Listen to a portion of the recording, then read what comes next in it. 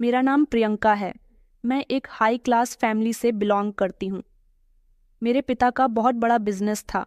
मेरे पिता शहर के सबसे बड़े बिजनेसमैन थे और मैं अपने माता पिता की बिगड़ी हुई इकलौती औलाद थी। वह कहते हैं ना कि अमीरों के बच्चों में एटीट्यूड होता है, तो मैं भी ऐसी ही थी। मुझमें में बहुत ज़्यादा एटीट्यूड था। मैं अपने आगे किसी को कुछ नहीं समझती थी। मैं खूबसूरत भी बहुत ज़्यादा थी, इसलिए हर लड़की को अपने से ज़्यादा खूबसूरत नहीं समझती थी। मुझे गरीबों से बहुत सख्त नफरत थी। गरीब लोगों से मुझे इरिटेशन फील होती थी। मैं गरीबों से बहुत दूरी बनाकर रखती थी, लेकिन यही एटीट्यूड मेरी जिंदगी बर्बाद कर देगा। मुझे इस बारे में नहीं पता था। मैं आज आप लोगों को अपनी जिंदगी की ऐसी कहानी बताने जा रही हूँ जिसको सुनकर आपके रोंगटे खड़े हो जाएंगे। मैंने अपने जिंदगी में लोगों का इतना दिल दुखाया कि एक दिन मेरे साथ इतना बुरा हो गया। मुझे नहीं पता था कि मेरे साथ ऐसा भी हो सकता था। दोस्तों, कहानी में आगे बढ़ने से पहले अगर आपने हमारे चैनल को अभी तक सब्सक्राइब नहीं किया तो चैनल को सब्सक्राइब करें। वीडियो अच्छी लगी हो तो वीडियो को लाइक करें और हाँ, कमेंट करके हमें अपनी राय ज़रूर दें कि आपको हमारी कहानी कैसी लगी। मैं अमीर बाप की इकलौती, बिगड़ी हुई और बदतमीज़ औलाद थी, जबकि मेरे पेरेंट्स बहुत अच्छे और पढ़े लिखे लोग थे। लेकिन पैसों के गुरूर ने मुझे अंधा बना दिया था। मुझे खुद पर इतना गुरूर था कि मैं गरीब लोगों को बहुत ज़्यादा कमज़ोर समझती थी और अपने आप को बहुत ज़्यादा ताकतवर समझती थी। कभी कभी हमारी ज़िंदगी में हमारे साथ ऐसे हादसे भी होते हैं जो ज़िंदगी का मतलब ही बदल कर रख देते हैं। एक दिन मैं अपने फ्रेंड्स के साथ पार्टी करने के बाद अपने घर की तरफ जा रही थी। रात काफ़ी हो चुकी थी। मैंने सोचा कि मेरी मम्मी परेशान हो रही होंगी, इसलिए शॉर्टकट के रास्ते से घर जाती हूँ। मैं यह प्रोग्राम बनाते हुए गाड़ी को दूसरे रास्ते पर मोड़ चुकी थी। अचानक थोड़ी दूर जाकर मेरी गाड़ी को एक झटका लगा और वह बंद हो गई। मैं गाड़ी स्टार्ट करने की कोशिश करने लगी, लेकिन मुझे गाड़ी स्टार्ट ना होने पर बहुत गुस्सा आ रहा था। सही चलते चलते ना जाने गाड़ी को क्या हो गया। बाहर निकलकर देखा तो बोनट में से धुआं निकल रहा था। मुझे उस टाइम बहुत गुस्सा आ रहा था। शायद मैं ड्राइवर को अपने साथ लेकर आ जाती। मुझे तो गाड़ी भी ठीक नहीं करनी आती थी कि अब मैं क्या करूं। तभी अचानक किसी ने मेरे कंधे पर हाथ रख दिया। रात के टाइम और सुनसान रास्ते पर मैं अकेली वहां पर खड़ी हुई थी। ऊपर से किसी अनजान का हाथ खुद पर महसूस करके मुझे बहुत डर लग रहा था। मैं हिम्मत करके पीछे की तरफ पलटने लगी। मेरे सामने एक अजीब सी शक्ल वाला आदमी खड़ा हुआ था। उसको देखते ही मेरी चीख निकल गई। मैं उस आदमी के पास से हटने लगी और खुद को उससे दूर करने लगी। उस आदमी ने बहुत फटे पुराने कपड़े पहने हुए थे और वह मुझे बहुत घूर घूर कर देख रहा था। इस समय पहले से ही मैं बहुत परेशान थी और ऊपर से उस अजीब से आदमी का मुझे खामोशी से घूरना मुझे और भी ज्यादा परेशान कर रहा था। मैंने उस आदमी से पूछ लिया कि तुम्हें क्या परेशानी है, यहाँ क्यों खड़े हो और मुझे क्यों घूर रहे हो। मेरे सवाल पर उसने रोते हुए कहा कि मैडम, मेरे बच्चे 2 दिन से भूखे हैं। उन्होंने कुछ नहीं खाया। कुछ पैसे दे दो और मेरी मदद कर दो। मैं समझ गई थी कि वह भिखारी है और इस रास्ते पर लोगों को रोककर भीख मांगता होगा। मेरी हालत उस वक्त किसी भी तरह से कोई मदद करने वाली नहीं थी। मैंने उससे कहा कि अभी मेरे पास कुछ नहीं है, यहाँ से चले जाओ। तो वह बहुत ज़बरदस्ती मुझसे कहने लगा कि मैडम, मैं आपके आगे हाथ जोड़ता हूँ, मेरे बच्चे 2 दिन से भूखे हैं। मेरे बच्चों को खाने की ज़रूरत है, वरना मेरे बच्चे भूखे मर जाएंगे। मुझे थोड़े से पैसे दे दो, मैं अपने बच्चों के लिए खाना लेकर जाना चाहता हूँ। मैंने उस भिखारी पर चिल्लाते हुए कहा कि तुम कितने हट्टे कट्टे हो, खुद काम करके भी तो पैसे कमा सकते हो, ऐसे भीख मांगकर कब तक अपना गुजारा करते रहोगे। मेरी बात सुनकर वह भिखारी कहने लगा कि अरे मैडम जी, अगर आपको मेरी मदद नहीं करनी तो मत करो, मगर यह दौलत की धौंस ना जमाओ। तुम्हें बड़ा घमंड है ना अपने आप पर और अपनी इस दौलत पर। फिक्र मत कर, आज तुम मुझ परेशान की परेशानी नहीं समझ रही। एक दिन ऐसा आएगा कि भगवान तुझे हर चीज से तरसा देगा। जिस तरह मैं मुसीबत में पीट रहा हूं, तू भी दर दर की ऐसी ही ठोकरें खाएगी। मैं तो उस आदमी के बदलते तेवर देखकर हैरान रह गई थी। वह कैसे मुझसे पैसे मांगने के लिए रो रहा था और उसके बाद वह मुझे बुरा भला कहने लगा, मुझे बद्दुआ देने लगा। मुझे कोसता हुआ वह सीधा चलता हुआ ना जाने कहाँ गायब हो गया था। मैं तो उसी को गौर गौर से देख रही थी और उसकी कही हुई बातों पर परेशान हो गई थी और यही सोच रही थी कि कैसे उस भिखारी ने मुझे ना जाने क्या क्या कह दिया था। मैंने उसे कोई गलत बात तो नहीं की थी। आखिर वह कब तक ऐसे भीख मांगता रहेगा? उफ, मैं भी न जाने किस परेशानी में फंस गई थी। मैं कार के अंदर जाकर बैठ गई और गाड़ी स्टार्ट करने की कोशिश करने लगी। जैसे ही मैंने गाड़ी स्टार्ट की, मेरी गाड़ी स्टार्ट हो गई। थोड़ी ही दूर तक मेरी गाड़ी चली थी कि इतनी देर में मेरी कार के सामने एक और कार आ गई। मेरी कार के सामने ही उसने फौरन ही ब्रेक लगा लिए। अच्छा हुआ कि ब्रेक लगा लिए, वरना बहुत बड़ा हादसा हो जाता और मैं हैरान परेशान कार के अंदर ही बैठी रही। आज मेरे साथ ना जाने कौन कौन से हादसे होने लगे थे। मुझे यहाँ पर कुछ अजीब सा महसूस हो रहा था। तभी सामने वाली कार का दरवाज़ा खुला और उसमें से एक आदमी बाहर निकला। मैं तो उसे देखकर घबरा गई थी। मैंने देखा कि वह मेरी तरफ आ रहा है। मैंने जल्दी से कार स्टार्ट की और मैं बहुत तेज़ रफ्तार से गाड़ी चलाते हुए वहां से निकल गई। लेकिन जैसे ही मैंने मुड़कर देखा तो मेरी जान बच गई थी। वह इंसान उसी जगह पर खड़ा होकर मेरी गाड़ी की तरफ देख रहा था। मुझे हैरानी हो रही थी कि अगर उस आदमी के इरादे ठीक नहीं थे तो वह वहां पर क्यों रुक गया था? आखिर उसने मेरा पीछा क्यों नहीं किया? मगर मैंने इस बात को इग्नोर किया और अपनी जान बचाकर वहां से भाग गई। मैंने ठान लिया था कि आइंदा मैं कभी इस रास्ते पर नहीं आऊंगी। मैं हाँफती हुई घर में दाखिल हुई। मेरे शरीर से पसीना बह रहा था। मैं बहुत ज़्यादा थका हुआ फील कर रही थी। मेरी मम्मी और मेरा छोटा भाई मुझे देखकर हैरान हो गए थे और मुझे देखकर परेशान होने लगे थे। मेरे साथ जो हुआ था मुझे यह बताना उनको ठीक नहीं लगा, इसलिए मैंने उन दोनों को कुछ भी नहीं बताया। यही कहा था कि बस मेरा एक्सीडेंट होते हुए बच गया। माँ मेरे लिए बहुत ज़्यादा परेशान हो गई थी और मुझे डांटने लगी और कहने लगी कि आगे से तुम कभी खुद गाड़ी नहीं चलाएगी, या तो ड्राइवर को साथ लेकर जाओगी या फिर घर से किसी को लेकर जाओगी, वरना तुम्हें अकेले जाने की कोई ज़रूरत नहीं है। मैंने माँ को परेशान देखा तो कहने लगी कि ठीक है, मैं कभी अकेले नहीं जाऊंगी। अब मैं जाकर अपने कमरे में आराम कर लेती हूँ। और उसके बाद मैं अपने कमरे में आराम करने के लिए चली गई।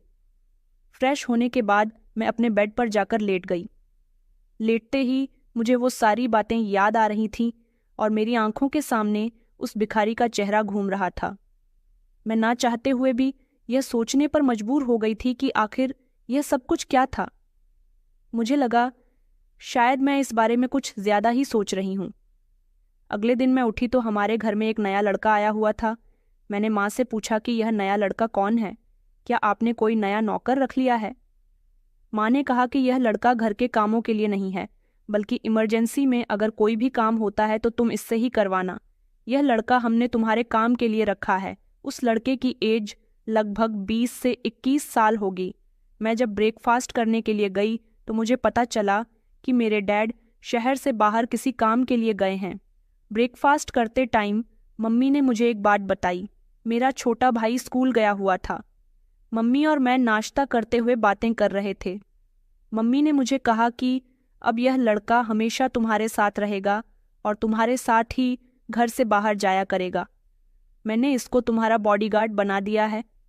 यह सुनकर मैंने मम्मी की तरफ हैरानी से देखा और कहने लगी, मम्मी, मगर मुझे इसकी कोई ज़रूरत नहीं है। मम्मी मुझसे कहने लगी कि बेटा, आजकल के हालात ठीक नहीं हैं और तुम यूनिवर्सिटी से रात तक घर आती हो। मुझे तुम्हारी हमेशा फिक्र लगी रहती है और सच पूछो तो इसको मैंने स्पेशली तुम्हारे लिए ही यहाँ पर रखा है। मेरी मम्मी मेरे लिए बहुत परेशान रहती थीं। मैंने मम्मी से कहा कि आप परेशान मत हो, आपकी बेटी अपने खुद ही हिफाजत कर सकती है। मगर मम्मी तो मेरी बात मानने के लिए तैयार ही नहीं थी और कहने लगी कि मैं तुम्हारी बात नहीं सुनूंगी। अब से यह तुम्हारे साथ जाया करेगा और तुम्हें साथ ही लेकर आया करेगा। माँ की बात सुनकर मैं खामोश हो गई। तैयार होकर मैं यूनिवर्सिटी जाने के लिए निकलने वाली थी। तभी मम्मी की मुझे आवाज़ आई। उन्होंने उस लड़के को हुक्म दिया कि बेटा जाओ, अदिति मैडम के साथ जाओ। वह लड़का मम्मी का हुक्म सुनते ही ज़बरदस्ती मेरी गाड़ी में सवार हो गया था। सारे रास्ते में इरिटेट फील कर रही थी। मैं 3 साल से अपनी यूनिवर्सिटी में थी। मेरे डैड ने मुझे यूनिवर्सिटी जाने के लिए स्पेशली कार दी थी और मुझे हर जगह अकेले जाने की आदत थी। आज इस लड़के की वजह से मुझे एक अजीब सी उलझन हो रही थी, मगर यह लड़का भी बड़ा बदतमीज़ था। कोई और होता तो मेरी माँ की बातें सुनने के बाद कभी भी मेरे साथ नहीं आता आज तो रास्ता भी काफ़ी लंबा लग रहा था। जैसे तैसे मैं यूनिवर्सिटी तक पहुंच गई थी। कार की चाबी मैं उसको देकर जल्दी से यूनिवर्सिटी के अंदर चली गई थी। मेरी फ्रेंड अगर इस अजीब से बॉडीगार्ड को मेरे साथ देख लेती तो मेरा बहुत मजाक बनाती। मेरी यूनिवर्सिटी में सब हाई क्लास के लोग पढ़ते थे। उनको तो ऐसा लगता था जैसे पेरेंट्स का फिक्र करना कोई पाबंदी की बात है। थोड़ी दूर चलने के बाद जब मैंने उसको पलट कर देखा तो वह लड़का जा चुका था। मैं यूनिवर्सिटी में जाकर अपनी पढ़ाई करने में बिजी हो गई थी। मैं काम में इतनी बिजी हो गई थी कि मुझे पता ही नहीं चला कि बाहर का मौसम खराब हो गया। जब मुझे मम्मी की कॉल आई तब मुझे इस बारे में पता चला। माँ ने कहा कि वक्त ज़्यादा हो गया है और वो लड़का सुनील यूनिवर्सिटी के बाहर खड़ा हुआ मेरा इंतज़ार कर रहा था। मम्मी से तो मैंने कुछ नहीं कहा और अपना बैग उठाकर पार्किंग के एरिया में चली गई। मम्मी ने मुझे बताया था कि वो वहाँ पर मेरा इंतज़ार कर रहा है। मैंने देखा कि वो कार के पास सर झुकाए खड़ा था। मुझे आते हुए देखकर जल्दी से उसने कार का दरवाज़ा खोला। मैंने उससे कहा कि यह गाड़ी मेरी है और मम्मी ने तुम्हें मेरे सर पर ज़बरदस्ती डाल दिया। तुम मेरे ड्राइवर बनने की कोशिश मत करो। मेरी बातें वो चुपचाप सुनता रहा। उसने मुझे कुछ भी नहीं कहा और मैं खुद ही चलती हुई गाड़ी में बैठ गई और गाड़ी चलाने लगी। मैं जानती थी कि यह गरीब परिवार से बिलोंग करता है और गरीब लोगों को तो सिर्फ पैसे से ही मतलब होता है। उन्हें इज्जत या बेइज्जती इन बातों से कोई फर्क नहीं पड़ता। इन लोगों के लिए इज्जत ज़्यादा मायने नहीं रखती। तभी तो काम करने के साथ साथ अपने मालिकों की 1000 बातें भी सुन लेते हैं और कुछ कहते तक नहीं हैं। मगर वो लोग इन पर तरस खाते होंगे, मगर मैं तो ऐसी नहीं थी। सुनील के होते हुए मैं खुद को कैद महसूस कर रही थी। मैंने सोच लिया था कि घर जाते ही मैं डैड से कहूंगी कि सुनील को मेरे सर से हटा दे। आखिर कुछ ऐसा भी नहीं हो रहा जिसकी वजह से मुझे कोई खतरा हो। मुझे कोई बॉडीगार्ड नहीं चाहिए। घर जाते ही मैं गुस्से में अपने कमरे में चली गई थी और कमरे को अंदर से लॉक कर लिया था। नौकरानी जब मुझे बुलाने आई तो मैं उसके कहने पर अपनी मम्मी के कमरे में चली गई थी। मम्मी और मेरा छोटा भाई आपस में बातें कर रहे थे और मुझे आता हुआ देखकर वो दोनों खामोश हो गए और मैंने पूछा कि क्या बात है, आप दोनों मुझे देखकर ऐसे चुप क्यों हो गए। मेरी बात सुनकर मेरे छोटे भाई ने जवाब दिया, अरे छोड़ो ये बताओ दीदी, आपका बॉडीगार्ड कैसा है। उसके बारे में सुनते ही मेरे चेहरे के एक्सप्रेशन बदल गए थे। मेरे चेहरे के एक्सप्रेशन देखते ही मेरा छोटा भाई मजाक बनाते हुए अंदाज में मेरे ऊपर हंसने लगा था। मम्मी ने मेरे भाई को डांट लगाई कि बेटा ऐसे किसी पर नहीं हंसते और मुझसे कहने लगी कि अदिति बेटा, तुम्हें आखिर सुनील से क्यों चिढ़ हो रही है, वह तो काफ़ी सीधा और समझदार लड़का है। मैंने मम्मी से कहा कि मम्मी, मुझे नहीं पता वह सीधा है या समझदार, बस कल से आप उसको मेरे साथ नहीं भेजूंगी और यह मेरा आखिरी फैसला है। इसके आगे मैं कुछ नहीं सुनूंगी। इससे पहले मम्मी मुझे कुछ समझा बुझाकर मनाती। कुछ कहने से पहले ही मैं उनके कमरे से बाहर निकल आई थी। उसके बाद क्या था कि जिस इंसान से मुझे नफरत होने लगी थी वह मेरे सामने ही खड़ा था। मम्मी के कमरे से निकलते ही सुनील मम्मी के कमरे की तरफ बढ़ रहा था। मुझे देखते ही उसने अपना सर झुका लिया था। मुझे उससे बहुत ही ज़्यादा उलझन होती थी और गरीब लोगों की शराफत देखकर तो मुझे और भी ज़्यादा परेशानी हो जाती थी, क्योंकि मुझे गरीब लोगों से बहुत ही ज़्यादा नफरत थी। यह गरीब लोग हम जैसे अमीर लोगों का फ़ायदा उठाते हैं न जाने। मेरी मम्मी को ये बात समझ क्यों नहीं आ रही थी। मेरी मम्मी भी बहुत पुराने ख्यालों वाली औरत थी। मैं सोचती थी कि वह तो कभी भी चालाक लोगों की चालाकी को नहीं समझती है। जैसे ही डैड घर आएंगे, उनके आते ही मैं इस लड़के का कोई बंदोबस्त करवाती हूँ। पता नहीं क्यों मुझे सुनील घर में बहुत ही ज़्यादा बुरा लग रहा था। मेरा मन तो कर रहा था कि मैं उसको अभी और इसी वक्त अपने घर से निकाल दूं। हालांकि मेरे घर में इससे पहले भी कई नौकर काम किया करते थे, लेकिन ना जाने क्यों मुझे इस नौकर से और भी ज़्यादा चिढ़ हो रही थी। उन नौकरों को देखकर तो मुझे कभी ऐसा फील नहीं हुआ, लेकिन ना जाने क्यों मुझे सुनील पर बहुत गुस्सा आता था। यही सब सोच सोच कर मेरा दिमाग खराब हुए जा रहा था। मेरे एग्ज़ाम्स करीब आ रहे थे और मैं अपने एग्ज़ाम्स की तैयारी करने के बजाय इस घर के नौकर पर ध्यान दिए जा रही थी। घर में रहकर पढ़ाई करना मेरे लिए बहुत मुश्किल होता चला जा रहा था। मैंने सोचा कि मैं अपनी एक दोस्त के घर जाकर पढ़ाई कर लेती हूँ। मैंने अपने रूम से बुक्स उठाई और सीढ़ियाँ उतरकर मैं सोच रही थी कि मैं मम्मी को बता दूं कि मैं अपनी फ्रेंड के घर पढ़ाई करने के लिए जा रही हूं। मैं जैसे ही मम्मी के कमरे की तरफ गई तो मम्मी के बोलने की आवाज़ मुझे आ रही थी और मम्मी की बात सुनने के लिए मैं जहां खड़ी थी वहीं रुक गई। मम्मी सुनील से कह रही थी कि सुनील, तुम हमेशा मेरी बेटी के साथ रहा करो। वो जहां भी जाया करे तुम उसका पीछा किया करो। वो किससे मिलती है, किसके पास जाती है, हर बात की इन्फॉर्मेशन लाकर मुझे देना। तुम्हें इसी काम के पैसे दिए जाते हैं। और हाँ, अगर तुमने अपना काम ईमानदारी से किया तो मैं तुम्हें मालामाल कर दूंगी। लेकिन मेरी बेटी को तुमसे बहुत परेशानी हो रही है। तुम कोई भी ऐसी वैसी हरकत मत करना, वरना अंजाम तुम्हारी सोच से भी ज्यादा बुरा हो सकता है। अब तुम जा सकते हो और जाकर अपना काम देखो। मैं जाकर साइड की दीवार पर छुप गई थी। आखिर मैं खड़ी हुई, सोच रही थी कि यह सब कुछ क्या था। मम्मी ऐसा क्यों कह रही थी? न जाने मम्मी मुझ पर क्यों नजर रख रही है और इस लड़की को मेरे लिए काम पर क्यों रखा गया है। मैं खामोश हो गई। मैंने अपनी मम्मी से कुछ नहीं कहा और चुपचाप अपने दोस्त के घर चली गई। दोस्त के घर जाने के बाद मुझसे पढ़ाई नहीं हो रही थी। बस मेरे दिमाग में मम्मी की कही हुई बातें ही घूम रही थीं। मम्मी को न जाने मुझ पर किस बात का शक था जो वह मुझ पर इतने पहरे लगा रही थी। मैंने हर तरफ से सोचा कि कहीं मुझसे कोई गलती तो नहीं हो गई। अगर मेरी कोई गलती होगी तभी तो मैं अपनी गलती को मानूंगी। ऐसे कैसे मान लूं कि मैंने कोई गलती की है? मैं घर जाते ही मम्मी से बात करूंगी और उनसे पूछूंगी कि वह कैसे मुझ पर शक कर सकती है। मैंने घर जाकर मम्मी से बात करने का फैसला कर लिया था। मगर जैसे ही मैं घर पहुंची तो सामने दादा को बैठा हुआ देखकर मैं हैरान रह गई थी। मैं अपने दादा से बहुत ज़्यादा प्यार करती थी, इसीलिए अपने दादा को घर में देखकर बहुत ज़्यादा खुश हो गई थी और जाकर उनके गले से लग गई। डैड से उनकी तबीयत के बारे में पूछने के बाद डैड ने मुझे बहुत सारे गिफ्ट्स दिए जो वह मेरे लिए लेकर आए थे। डैड मेरे छोटे भाई के लिए भी काफ़ी सारे गिफ्ट लेकर आए थे। उस बात को तो मैं भूल ही गई थी जो मम्मी से पूछने वाली थी। डैड ने जब सुनील को हमारे घर में देखा तो वह मम्मी से पूछने लगे कि आखिर यह नया लड़का कौन है। मम्मी ने उस लड़के को आवाज़ देकर पास बुलाया और कहने लगी कि यह लड़का मैंने ऊपर के कामों के लिए रखा हुआ है। ये बेचारा बहुत गरीब बच्चा है। अच्छा हुआ आपने इसको देख लिया, मैं तो इसको आपसे मिलवाना ही भूल गई थी। डैड ने कहा कि अच्छा किया, घर के बहुत ज़्यादा काम होते हैं। घर में तो जितने नौकर हों कम ही कम है। मैंने डैड को बताया कि यह मेरे साथ यूनिवर्सिटी भी जाता है। मम्मी ने इसको मेरा पर्सनल बॉडीगार्ड बना दिया।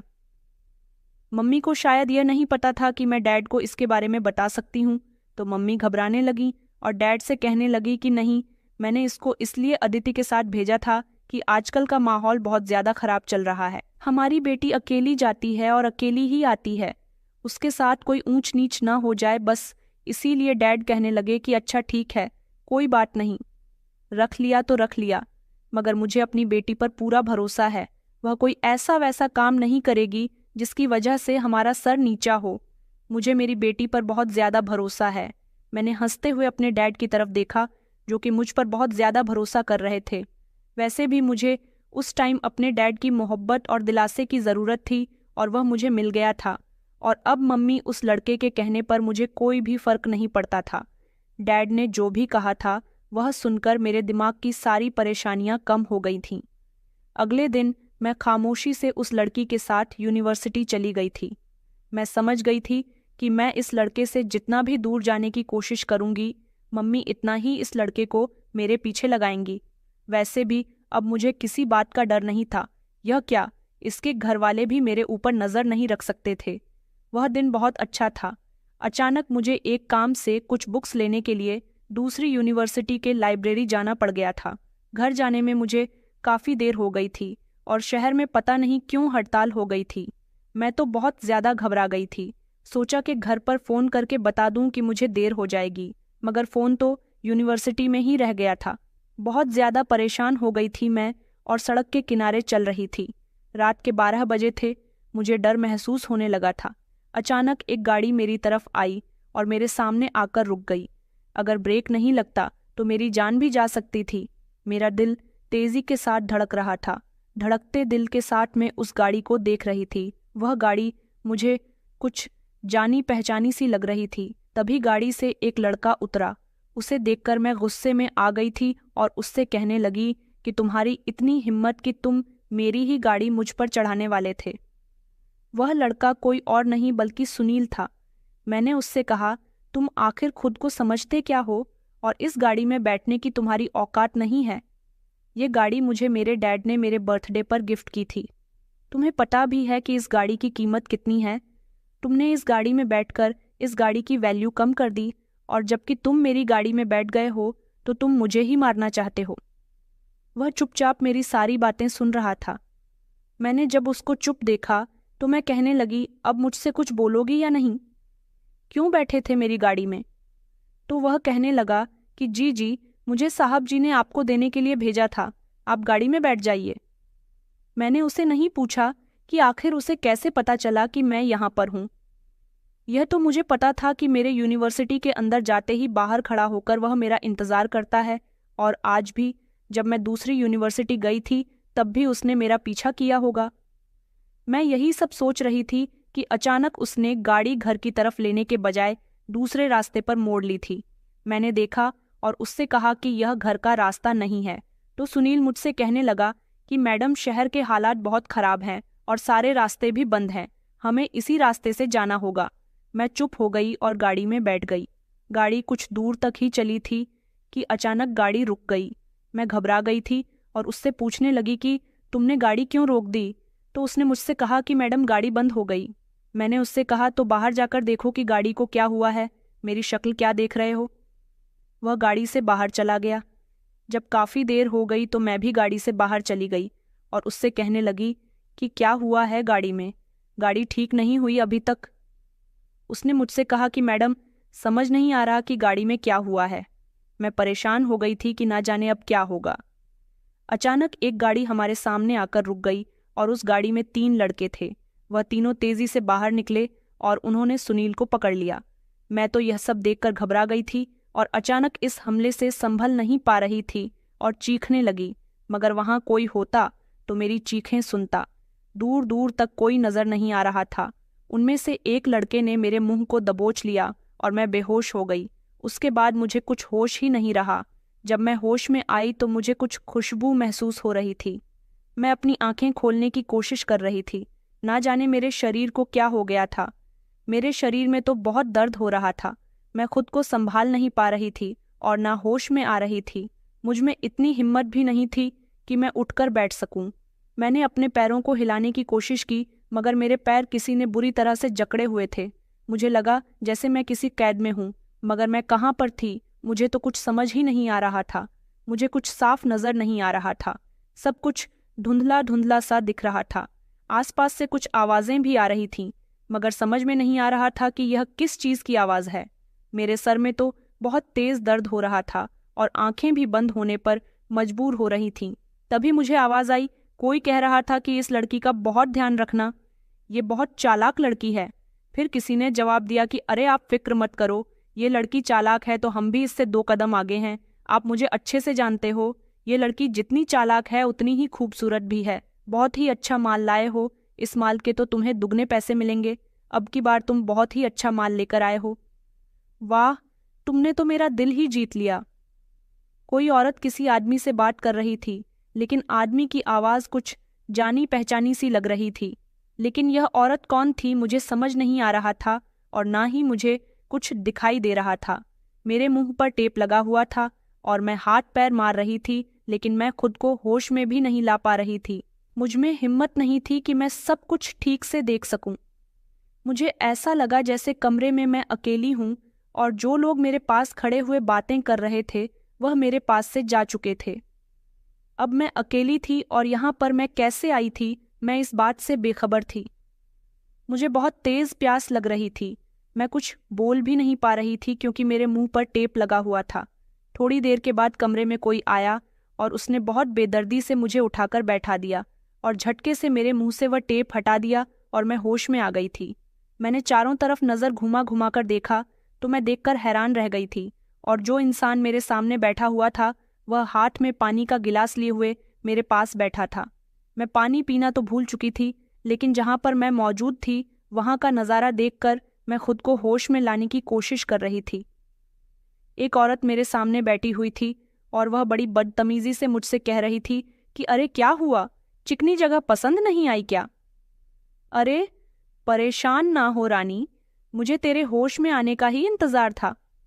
आखिर मुझे तेरी खूबसूरती के बारे में तुझसे कुछ पूछना था, मेरे मुंह से कोई शब्द नहीं निकल रहे थे। मैं यह सब सुन रही थी और देख भी रही थी कि आखिर मैं कहाँ पर आकर फंस गई हूँ। यह जगह कोई और नहीं बल्कि कोठा था, जहाँ पर ना जाने मुझे कौन छोड़ गया था।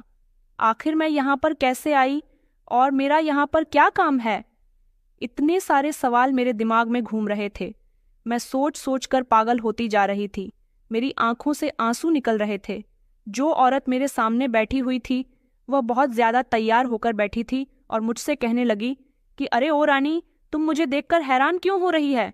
जरूर तेरे दिमाग में यही ख्याल आ रहा होगा कि तुझे यहाँ पर कौन लेकर आया। मैंने रोते हुए उसकी तरफ देखकर सर हिला दिया। मेरे सर हिलाने पर उसने कहा कि अक्सर हमें जानने वाले ही हमें दर्द देते हैं। मैं उस औरत की बात को समझ नहीं पाई थी। वह मुझे देखकर कहने लगी कि तू यहाँ इस कोठे पर बिक चुकी है और अब यहीं रहेगी और अपनी कीमत लगवाएगी। उसकी बातें सुनकर तो मेरे होश ही उड़ गए थे। मुझे अपनी जिंदगी बुरी लगने लगी थी। मुझे घुटन सी महसूस हो रही थी। अचानक ही मुझे होश आया और मैं उस औरत के सामने हाथ जोड़कर कहने लगी कि प्लीज़ मुझे यहाँ से जाने दो, मुझ पर रहम खाओ, मेहरबानी करके मुझे छोड़ दो। आपको जितने पैसे चाहिए मैं आपको पैसे दूंगी, जितने आप कहोगी मैं उतने ही पैसे लाकर आपको दूंगी। प्लीज़ मुझे जाने दो, प्लीज़ मेरे साथ ऐसा मत करो। मुझे खुद के आगे गिड़गिड़ाता हुआ देखकर वो औरत कहने लगी कि लड़की बंद कर अपना ये ड्रामा। तुझ जैसे यहाँ पर बहुत आती हैं और मैं सबको अच्छे से कंट्रोल में करना जानती हूँ। तू उल्टा मुझे ही पैसे से खरीदेगी। मेरा नाम रज्जोबाई है। मैं तुझ जैसों को हर रोज़ खरीदती हूँ। आखिर तुम लोगों के शरीर के ही तो मुझे पैसे मिलते हैं। मैं उसके आगे रोने लगी और उसके पैरों में गिर गई। उसने मुझे धक्का दिया और कहने लगी कि बंद कर यह तमाशा, अब भी एक लड़की कमरे में आएगी और तुझे तैयार करेगी। आज की रात तेरे लिए बहुत अच्छी रात है। तेरी वजह से आज मैं मालामाल हो सकती हूँ और तुझे भी थोड़े से पैसे दे दूंगी। आज जब खूबसूरत लड़कियों के साथ में तुझे बिताया जाएगा तो मुझे पक्का यकीन है कि तेरे रेट पहली बार में ही लग जाएंगे। वो औरत ये बात कहकर कमरे से चली गई और उसके जाने के बाद ही एक लड़की कमरे में आ गई और मुझे तैयार करने लगी। मैं तैयार नहीं होना चाहती थी। मैं बुरी तरह से उस लड़की के हाथों को अपने ऊपर से हटा रही थी। गुस्से में आकर उस लड़के ने मेरे मुंह पर एक जोरदार थप्पड़ मार दिया और कहने लगी कि खामोशी से तैयार हो जा, वरना मैं तुझे और भी ज्यादा मार सकती हूँ। उसकी बातें सुनकर मैं उसकी तरफ रोती हुई आंखों से देख रही थी। कुछ देर तक वो मुझे तैयार करती रही और मैं जब तैयार हो गई तो मैंने उससे कहा कि मुझे वॉशरूम जाना है। उसने मुझे इशारे से बताया कि वॉशरूम वहां पर है, चली जा। मैंने ब्लू कलर की साड़ी पहनी हुई थी और अंदर जाते ही वॉशरूम के दरवाजे को अंदर से बंद कर लिया। मैं हिम्मत नहीं हार सकती थी। मुझे कैसे न कैसे करके यहाँ से निकलना था। वॉशरूम में खिड़की थी। मुझे बाहर निकलने के लिए रास्ता तलाश करना था और वो खिड़की मुझे दिख गई थी, मगर उस खिड़की में शीशा लगा हुआ था। मैंने शीशे को खोलने की बहुत कोशिश की, मगर वह शीशा मुझसे नहीं खुला। मैंने सोचा कि आखिर मैं शीशे को किस तरह से तोड़ सकूं। मुझे वॉशरूम के कोने में एक भारी वजन का छोटा डब्बा रखा हुआ नजर आया। मैंने वह डब्बा उठाया और पूरी ताकत के साथ उसे शीशे पर मारने लगी। जब मैंने कई बार कोशिश की तो आखिरकार वह शीशा टूट ही गया था। मैंने जैसे तैसे कोशिश करके उसे खिड़की पर चढ़ने की कोशिश की और उसे बाहर निकल गई, जबकि मेरे दोनों हाथों पर शीशा लग गया था और मेरे दोनों हाथ जख्मी हो गए थे। मगर यह चोट तो मैं बर्दाश्त कर लेती, लेकिन जो चोट मुझे आगे लगने वाली थी उसको मैं बर्दाश्त नहीं कर सकती थी। जैसे ही मैं बाहर निकली तो मैंने देखा कि वहां पर एक पतली सी गली थी। मैंने उस गली से भागना शुरू कर दिया। मैंने कभी साड़ी नहीं पहनी थी। साड़ी मुझसे संभल नहीं पा रही थी, जिस वजह से मुझे भागने में बहुत दिक्कत हो रही थी। साड़ी के साथ मैं ज्यादा दूर तक नहीं भाग सकती थी और अब तक तो वहां सबको पता चल गया होगा कि मैं वहां से भाग गई हूँ। अपनी इज्जत बचाने के लिए मैं बस भागती चली जा रही थी। कुछ दूर जाकर अचानक से मेरा पैर मुड़ गया और मैं जमीन पर गिर गई। मैंने देखा कि मेरा पैर मुड़ा नहीं था, बल्कि किसी चीज में फंस गया था, जो कोई जाल था जो मुझे फंसाने के लिए वहां पर डाला गया था। मैं अपने पैर को निकालने की कोशिश कर रही थी। इतनी ही देर में मुझे आवाज आनी शुरू हो गई, यानी उन लोगों को पता चल चुका था कि मैं जाल में उलझ गई थी। मैं अपने पैर को उस जाल से निकालने की बहुत ज्यादा कोशिश कर रही थी, लेकिन मैं अपने पैर को नहीं छुड़ा पाई। कुछ देर बाद वो लोग मेरे सामने ही खड़े हुए थे। मैं बेबस हो गई थी और जोर जोर से रोने लगी, लेकिन उन लोगों पर मेरे रोने का कोई असर नहीं हुआ था और वो लोग जबरदस्ती मुझे पकड़कर उसी नर्क में वापस ले गए। उन लोगों ने मुझे कोठे पर पहुंचते ही जोर से फेंक दिया और मैं किसी के पैरों में जाकर गिर गई। तभी मुझे किसी ने ठोकर मारकर होश दिलवाया। मैंने चारों तरफ देखा जहां शादी का माहौल था। हर उम्र की औरत वहां पर तैयार हुई खड़ी थी और चारों तरफ खुशबू ही खुशबू आ रही थी। जिस खुशबू से मुझे नशा चढ़ रहा था, मैं बेहोश होती जा रही थी। इससे पहले ही एक आवाज़ मेरे कानों में आने लगी और बेहोश होने से पहले ही मैं पागलों की तरह उठकर खड़ी हो गई। मगर मुझे वापस ज़बरदस्ती ज़मीन पर बैठा दिया गया और कहा कि भाई, ये लड़की तो भागने की कोशिश कर रही थी, संभालो, इसको बहुत दूर से पकड़कर लाया हूँ। मैंने अपना सर उठाकर देखा तो मुझे ऐसा लगा जैसे मैं कोई सपना देख रही हूँ। रज्जो बाई ने जोर से मेरे बाल खींचे और कहने लगी, क्या समझकर यहाँ से भागी थी? ये धंधा मैं पिछले 15 सालों से कर रही हूँ। तेरे जैसी को तो मैं चुटकी में सीधा करना जानती हूँ। मैं रज्जो बाई के पैरों में गिर गई और कहने लगी कि मुझे माफ़ कर दो, मुझे जाने दो, मैं तुम्हें बहुत पैसे दूंगी। मेरे पिता बहुत अमीर आदमी हैं, मैं तुम्हें माला माल कर दूंगी। तुम प्लीज़ एक बार मुझे जाने तो दो। मेरी बात सुनकर वो औरत अपनापन से भरा मुंह खोलकर हंसने लगी और कहने लगी कि तू क्या हमें बेवकूफ़ समझती है कि मैं तुझे जाने दूं और तू अपने पिता से मुझे पैसे लाकर दे देगी? तू यहाँ से चली गई तो तू अपने पिता से पैसे नहीं बल्कि उसके साथ पुलिस को लेकर आएगी। तू हमें बेवकूफ़ समझती है और अब तू यहाँ से जाने वाली बात को तो भूल जा और अब इस पेशे को कबूल कर ले। तेरे लिए यही बेहतर होगा, वरना मुझे अच्छे से तुझे सीधा करना आता है। मुझे वहां से भागने की अपनी आखिरी उम्मीद भी टूटती नजर आ रही थी। उन आदमियों ने मुझे उस औरत के पास से उठाकर चेयर पर बैठा दिया। मैंने पहली बार देखा था कि कोठा कैसा होता है। चारों तरफ चमक ही चमक थी। हर लड़की सजी संवरी दिखाई दे रही थी, इसलिए मेरे लिए सब कुछ नया था। तेज आवाज में गाने चल रहे थे और बहुत से आदमी अंदर आ रहे थे। मैं इतनी ज्यादा भीड़ देखकर बहुत परेशान हो गई थी और मुझे भी उस भीड़ में खड़ा कर दिया गया। एक औरत ने मेरा हाथ पकड़ लिया और घूरते हुए मुझसे कहने लगी कि चुपचाप यहीं पर बैठे रहना, यहाँ पर तुम्हारे रेट लगने वाले हैं। न जाने मेरे साथ क्या हो रहा था। मैं बहुत ज्यादा घबरा रही थी। मुझे बहुत डर लग रहा था और अपनी किस्मत पर रोना भी आ रहा था। न जाने मुझे किस चीज की सजा मिल रही थी। मैं चुपचाप वहां पर बैठी हुई थी जब एक आदमी ने मेरी तरफ उंगली करके इशारा किया और राजू भाई से कहने लगा कि मुझे वह वाली खूबसूरत लड़की बहुत पसंद आई है। आज की रात मैं इसी के साथ गुजारना चाहता हूँ। मेरा दिल तो कर रहा था कि मैं अपने आप को जान से मार लूं। वह आदमी मेरे पास चलता हुआ आ रहा था। इससे पहले कि वह मुझे हाथ लगा था, तभी अचानक गोली चलने की आवाज़ आई और सब लोग चारों तरफ भागने लगे। मगर पुलिस ने कोठे को चारों तरफ से घेर लिया था। मेरी तो जान में जान आ गई थी।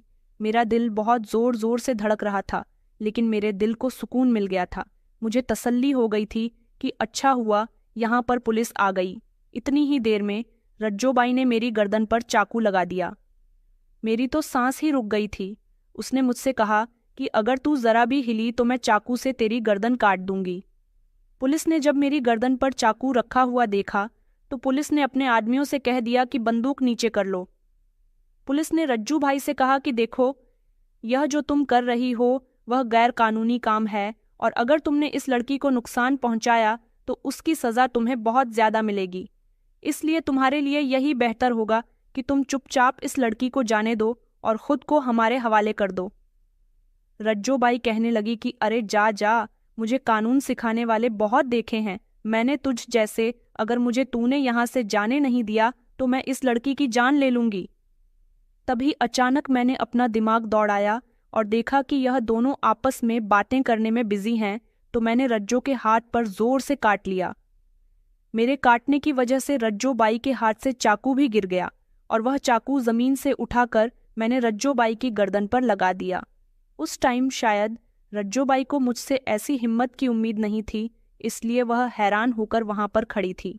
मैंने राजू भाई से कहा कि मैं एक पुलिस ऑफिसर की बेटी हूं और यहाँ पर तुम सब लोगों को गिरफ्तार करवाने के लिए ही आई थी। मैंने अपने साथियों से कहा कि इन सबको गिरफ्तार करो और इन सबके मोबाइल भी ले लो, मुझे सारी इन्फॉर्मेशन चाहिए। पुलिस ने राजू भाई को अरेस्ट कर लिया था और मैंने राजू भाई से झूठ बोला था। पुलिस ने मुझे और वहाँ की सारी लड़कियों को अपने अपने घर भेज दिया और जो लड़के लड़कियां इस काम में शामिल थे उन सबको भी अरेस्ट कर लिया था। मुझे अपना दिल बंद होता हुआ महसूस हो रहा था। जब मैं अपने घर पहुंची तो मेरे घरवाले मुझे इस हालत में देखकर हैरान रह गए थे। इससे पहले कि कोई और मुझसे सवाल करता, मैं सीधा अपने डैड के सामने जाकर खड़ी हो गई थी। मैंने अपने डैड से सवाल किया कि डैड, आखिर मेरी क्या गलती थी कि आपने मुझे इतनी बड़ी सज़ा दी? मैंने क्या जुर्म किया था? यही कि मैं आपकी सौतेली बेटी थी। मैंने आपको कभी भी अपना सौतेला पिता नहीं समझा, हमेशा अपना पिता समझकर आपसे प्यार करती रही। आखिर क्या गलती थी मेरी जिसकी आपने मुझे सज़ा दी और आपने मुझे उस कोठे पर भेज दिया? मेरी बात सुनकर मम्मी हैरान रह गई थी और घबराकर मेरी तरफ आई और कहने लगी कि यह तुम क्या कह रही हो बेटी? मैंने मम्मी से कहा कि मम्मी, यह आदमी तो बहुत ही ज़्यादा जालिम आदमी है, इसने शुरू से ही हमारे साथ खेल खेला। मम्मी, यह आदमी मुझ पर हमेशा ही नज़र रखता था। वह लड़का जिसको आपने मेरे लिए काम पर रखा था, उस लड़की को इन्होंने ही यहाँ पर आपसे मिलने के लिए कहा था, क्योंकि आपको तो गरीबों पर बहुत भरोसा है, इसीलिए उसने आपको अपनी मजबूरी बताई और आपने उसको नौकरी पर रख लिया और मेरा बॉडीगार्ड बनाने के बारे में सोच लिया था। कल तो सुनील ने हद ही कर दी। उसने मुझे प्लानिंग के साथ किडनैप करवाया और कोठे पर जाकर बेच दिया। मुझे पता है कि आप यकीन नहीं करोगी क्योंकि ये आदमी आपके पति हैं, मगर जब मैंने डैड की बहन को कोठे की मालकिन बने हुए देखा तो मैं समझ गई थी कि रज्जोबाई डैड की बहन है। मैं समझ गई थी कि आखिर यह साजिश किसने की है और वह लड़का किसी गांव से नहीं आया था, बल्कि वह रज्जोबाई का ही बेटा था, जो लड़कियों को अपने प्यार के जाल में फंसाकर कोठे पर बेच देता है या अपनी बहन के साथ मिला हुआ था। इस आदमी को मुझसे नफरत थी क्योंकि मैं इनकी सौतेली औलाद हूँ और जबकि मेरा छोटा भाई का सगा बेटा है तो इसलिए वह अपनी सारी दौलत इसके नाम करना चाहते हैं। यह सब कुछ ड्रामा और मेरे लिए अच्छा पिता बनकर साबित होना, यह सब कुछ इनका नाटक था। ये नहीं चाहते थे कि आप इनको छोड़कर चली जाओ, इसलिए ये सब कुछ मेरे साथ कर रहे थे। लेकिन डैड, मैंने कभी भी आपको सौतेला पिता नहीं समझा था। मुझे तो यही लगता था कि आपने हमेशा मुझे अपनी बेटी एक्सेप्ट कर लिया। मुझे नहीं पता था कि आपके प्यार के पीछे एक बहुत बड़ा दिखावा छुपा हुआ है। मम्मी मेरी बात सुनकर हैरान रह गई थी और उनकी आंखों में आंसू आ गए थे। मम्मी ने डैड की तरफ घूरते हुए उनसे पूछा कि क्या यह सच कह रही है? डैड खामोश खड़े रहे थे और मम्मी ने तेज आवाज में उनसे पूछा, क्या प्रियंका सच कह रही है? डैड की झुकी हुई नजरें देखकर मम्मी डैड की सच्चाई के बारे में जान चुकी थीं। उन्होंने डैड से कहा कि मेरी बिन बाप की बेटी ने तुमसे हमेशा सगे बाप की तरह ही प्यार किया और तुमने उसके साथ क्या किया? यह घिनौना खेल खेला। आखिर तुम्हारे पास भगवान का दिया हुआ सब कुछ है। अगर तुम इस बच्ची को भी समझ लेते तो तुम्हारे पास किसी तरह की कोई कमी नहीं आ जाती। तुम्हें अगर मेरी बेटी से नफरत थी तो तुम मुझे बता देते, मैं इसको यहाँ से भेज देती। मगर जो तुमने किया वह तो बहुत गलत किया। तुम्हें ऐसा करना नहीं चाहिए था। मम्मी की बात सुनकर डैड की आंखों में आंसू आ गए थे। वह हाथ जोड़कर मम्मी से माफ़ी मांगने लगे, क्योंकि वह मम्मी से बहुत प्यार करते थे और वह नहीं चाहते थे कि कभी भी मम्मी उनसे नफरत करें। उन्होंने मम्मी से कहा कि प्लीज़ मुझे माफ़ कर दो, मुझसे गलती हो गई। मैं तो बस यही चाहता था कि इस घर में मेरे बेटे की ही परवरिश होनी चाहिए, क्योंकि वह मेरा अपना खून था। मैं चाहता था कि किसी तरह से तुम्हारी बेटी को इस घर से निकाल सकूं, और तुम्हारी बेटी को घर से निकालने का मुझे सिर्फ एक यही तरीका नजर आया। मम्मी कहने लगी कि आपने गलती नहीं बल्कि बहुत बड़ा पाप किया है और इसकी सज़ा तो आपको मिलकर ही रहेगी। मम्मी ने जल्दी से अपना मोबाइल उठाया और पुलिस को फ़ोन लगाने लगी। मम्मी ने दादा के लाख मना करने पर भी पुलिस को बुला लिया और उनको पुलिस के हवाले कर दिया। दादा के साथ साथ सभी लोगों को उम्र कैद की सज़ा हो गई। अब दादा तो जेल में है, लेकिन मम्मी और हमारा छोटा भाई, हम तीनों एक साथ एक ही घर में रहते हैं। हमें कभी दादा की याद नहीं आती, क्योंकि उन्होंने जो किया था वो माफ़ करने लायक नहीं था। मम्मी ने तो दादा के बिना रहना सीख लिया था। मैं अपने दादा से बहुत प्यार करती थी। मुझे नहीं पता था कि दादा मेरे साथ एक दिन ऐसा भी करने वाले हैं। न जाने दादा ने मेरे साथ प्यार का इतना दिखावा क्यों किया था। अगर मुझे सबके बारे में पहले से ही पता होता तो मैं कभी भी दादा की इन प्यारी बातों में नहीं आती। अब मेरे अंदर एटीट्यूड भी खत्म हो गया और अब मैं गरीबों से भी प्यार करने लगी हूँ। आखिर उस गरीब भिखारी ने जो मुझे बद्दुआ दी थी, शायद यह सब उसी का नतीजा था। मैं आज भी उस भिखारी को ढूंढ रही हूँ। मैं उससे माफ़ी मांगना चाहती हूँ। हमें हर इंसान की मदद करनी चाहिए। अगर ऊपर वाले ने हमें किसी काबिल बनाया है तो हमें ज़रूर सामने वाले की मदद करनी चाहिए। लेकिन शायद अपने ईगो में आकर मैं उस भिखारी की मदद नहीं कर पाई थी। आज मुझे अपने आप से बहुत नफरत होती है कि मैं पहले कैसी थी, लेकिन अब मैं गरीब लोगों को बहुत अच्छा समझती हूँ और गरीबों की बहुत मदद करती हूँ। तो दोस्तों, कहानी पसंद आई है तो वीडियो को लाइक करें। चैनल पर नए हैं तो चैनल को सब्सक्राइब करें और नोटिफिकेशन को ज़रूर दबाएं ताकि अगली अपडेट सबसे पहले आपको मिले। धन्यवाद।